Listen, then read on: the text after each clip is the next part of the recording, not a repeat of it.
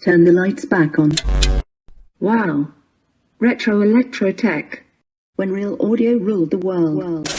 Greetings once again, ladies and gentlemen. This is Retro Ernest of Retro Electrotech, and on the bench is the Pioneer SX1010. So we are in part 2, looking into the right channel issue.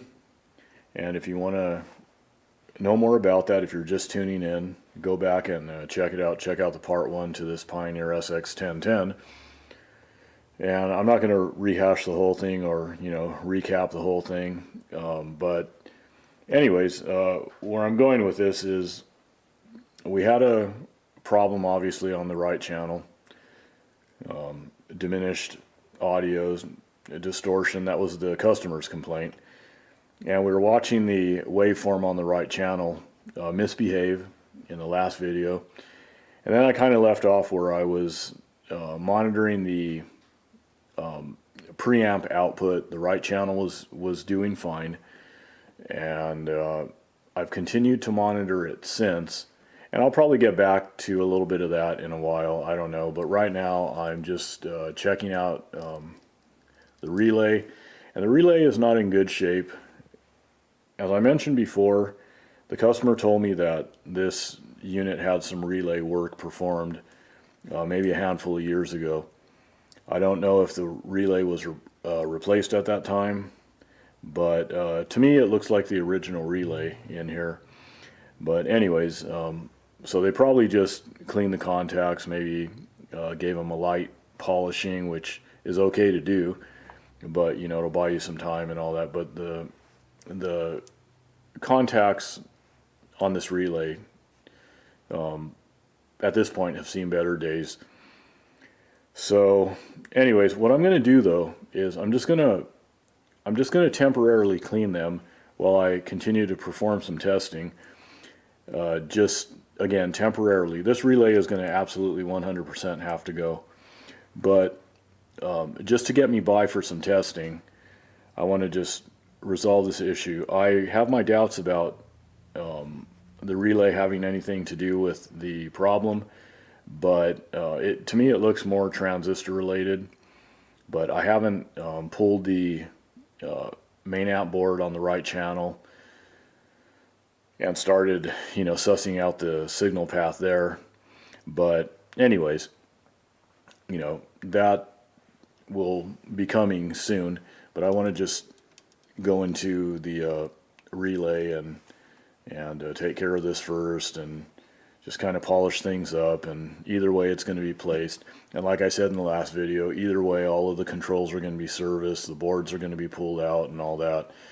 But like I said, I just want to kind of inch my way forward a little bit and just get closer to narrowing down the problem, and that's what I'm doing. So I did mention in the last video that I was going to service the relay, or take a look at it at the very least, and that's what I'm doing now, obviously. So I'm going to reposition the camera so we can just kind of take a look at the contacts real quick, and then I'll continue on with what I need to do, and then go into some more testing and analyze that right channel a little bit before I get into pulling out the amp board and lifting out the heat sink a little bit so I can gain access to the back of the board and all that stuff. So, and the controls, well, that's all gonna probably be happening around the same time when I go into the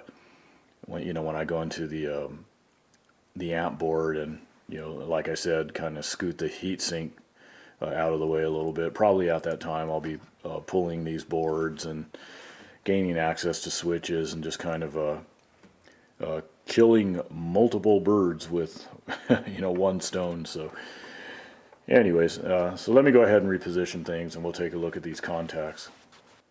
Okay, so this side of the contacts have seen better days.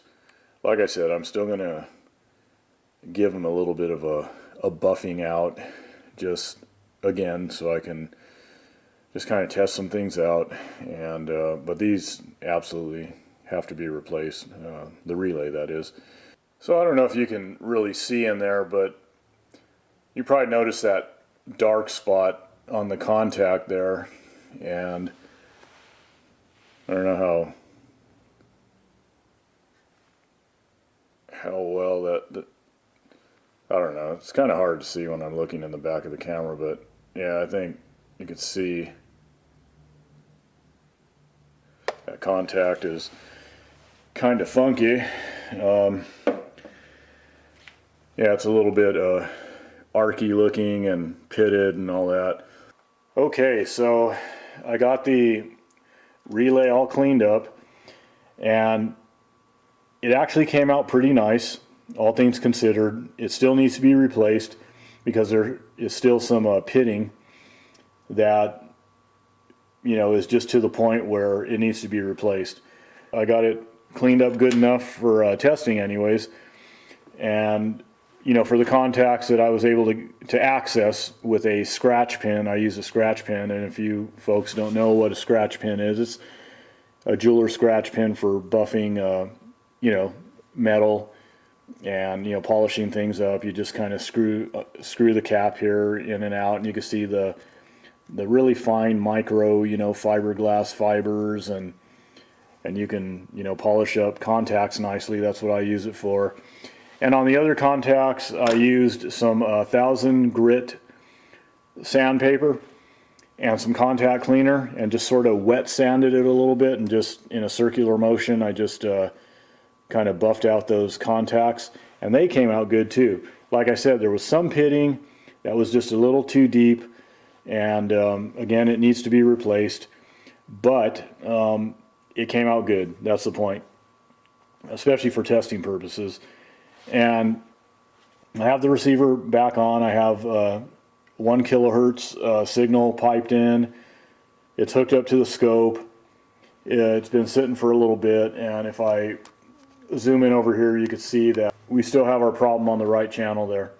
I was hoping that, you know, maybe our relay had something to do with it. I sort of suspected, based on the behavior of the right channel, that it wasn't. And, you know, even after cleaning the relay with my non-conductive pointer, you can hear me kind of tapping on the relay and just checking the connectivity of the relay. And it seems like the contacts are holding pretty good. They seem tightly engaged. They don't seem fickle or anything. Okay, so what we're looking at now is different than what we were looking at before when I signed off just a moment ago. And what we were looking at before was both channels at the outputs.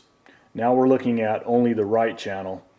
And the normal looking waveform is at the preamp out, so before the main amp board. And the naughty waveform there is on the right speaker terminal, so in other words, after the main amp board there on the right channel. So anyways, I monitored the preamp in video 1 for a while. Yesterday I monitored the preamp for most of the day off and on. I had it hooked up. I was just monitoring things, checking it, and you know, periodically throughout the day, and it was holding absolutely stable. Okay, so in summary, I just wanted to check that relay today, maintenance it, and monitor the preamp versus main amp.